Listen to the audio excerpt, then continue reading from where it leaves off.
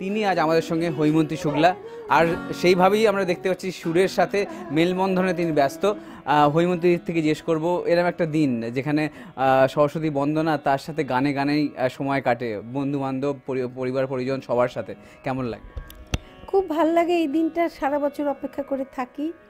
সারা বছরই তো সুরে সুরে কাটে, তবু এই দিনটা একটা বিশেষ দিন। যেমন ও ধরো কারুর জন্মদিন, কারুর বিয়ের তারিখ, এরকম সেরকম আমাদের বাড়িতে সরস্বতী পুজো বিরাট ব্যাপার। গয়না কিনলাম, শাড়ি কিনলাম ওর জন্যে।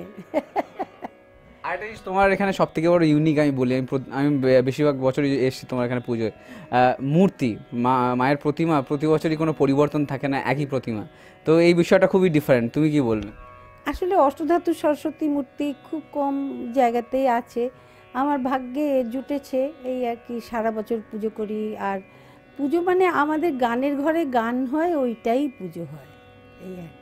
আজকের দিনটা তো শুধুমাত্র সরস্বতী বন্দনা, তার সাথে আবার একটু খাওয়া দাওয়া থাকে, অতিথিরা যেমন আসে, তোমার ছাত্রছাত্রীরা আসে, তারাই আজকে তোমার সাথে সময় কাটাতে চায়। তো এই দিনটা তাদের জন্য কী রাখো? আমাদের বাঙালিদের যে কোনো উৎসবই খাওয়া ছাড়া কি কিছু হয়? খুব খাওয়া দাওয়া হয়, সেটা ভাল লাগে। তারপরে আমরা আসলে পূর্ববঙ্গের লোক, তো আমাদের বাড়িতে সন্ধেবেলা ইলিশ মাছ হবেই।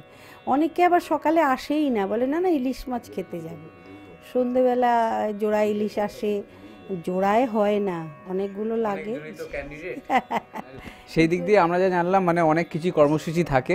তো যখন আজ মায়ের বন্দনা হচ্ছে, সরস্বতী বন্দনা হচ্ছে, তো যদি একটা গানের মাধ্যমেই সরস্বতীকে যদি প্রণাম জানানো হয়। तू ही करतार जग जननी स्तार, तू ही करतार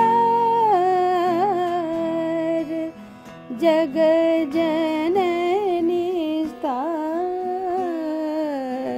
ক্যামেরায় প্রশান্তের সাথে রাকেশ, আর প্লাস নিউজ, কলকাতা।